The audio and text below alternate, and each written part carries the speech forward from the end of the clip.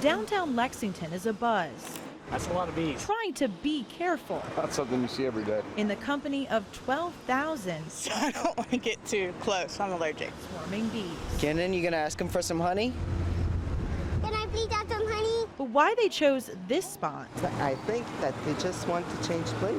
Maybe they're with the queen and they want to find a new house. is a mystery. I hear they're not doing so well on a nature standpoint there. Whatever the reason, the result isn't something Lexington police deal with every day. They're harmless. I'll take it any day. So in addition to blocking off the street, they called in the expert.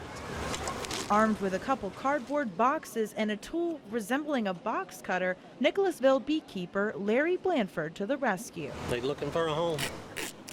Blanford says he's rescued bees here in Lexington before. He says they tend to follow the queen bee.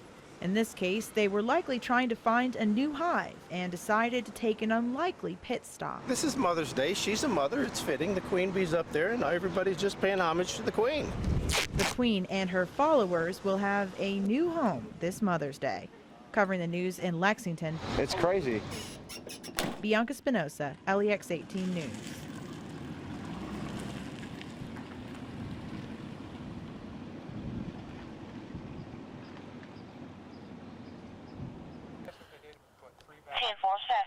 Still showing you at Fort Boonesboro 10-4. It might be hard not to let the beautiful waters fool you. Situated along Highway 388, Otter Creek is running high after Monday's rains. Looking anything but to Esther Orchard. Yeah, it's too high. Even for her horse. 30 years old and 8 feet from shore, Sterling was stuck. It took a tractor and rope to haul the 800-pound male to the bank, where he lay for another 2 hours, too exhausted to get up. Just because it's out of the water doesn't mean he's technically out of the woods. It all depends on how well he recovers. Rescuers desperately tried moving Sterling before darkness fell. Pull this left leg. Falling temperatures and an even lower body temperature meant the aging horse might not make it. That scared me, so I drove like a maniac getting down here. Orchard speaks highly of the horse she's had for 20 years. I always said he loved the horse better than he loved me, so. Originally her husband's, she and him rode Sterling often on nearby trails. Since he's passed, Orchard still looks after Sterling, who is fighting for his life, much like Esther Orchard. I'm gonna beat this. The 75-year-old grandma is battling pancreatic cancer. A recent bout with chemo couldn't keep her from helping with the rescue, but it did slow her down a bit. Yeah, I just bought a team of horses and a wagon a couple of weeks ago. Just not for long. I've got a friend that used to ride him, but I don't think he's gonna be ridden anymore.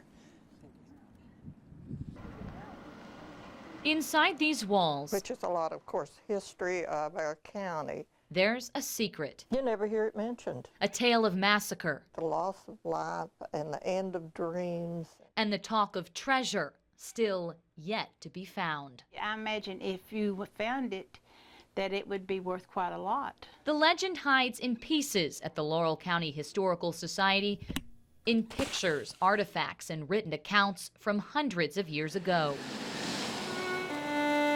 But in the woods of Levi Jackson State Park, it's almost as if this story comes to life on this autumn day, cool and calm, much like that fateful one. 1786, October 3rd. 225 years ago. Legend has it that the moon shined bright. This clearing probably looked about as it does now, perfect for an evening camp. This was the actual site of the Last Supper, as it's been coming to know. Just the spot for a group of pioneers led by James McNitt from Virginia to enjoy each other's company. And they didn't post a guard that night. They felt very safe. On the last night of their journey to settle the bluegrass. As the pioneers were making merry, little did they know that a group of Indians led by Chief Doublehead were coming here to worship. What followed was Kentucky's worst Indian massacre ever recorded. By most accounts, that 24 people were killed here.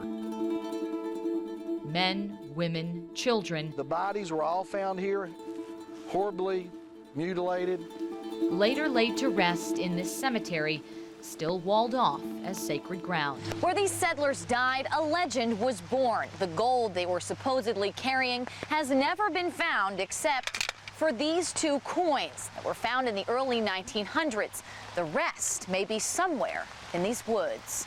Legend has it the treasurer of the group survived the attack, but tossed a bag of silver and gold coins as he ran, hoping to come back for it. It may have been found and someone secreted it out.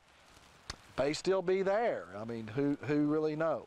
No one knows how many coins there were, but experts say it would only take a few. You know, gold coins like a doubloon like that can be worth $2,000 to $3,000 depending on how nice it is or if it's a rare mint. There are those who doubt. If it was any there, it's been long gone. Those who question. But the idea of it is still very intriguing. And those who think what's valuable has already been found. I think the real treasure is the story, and it's the Kentucky story, you know.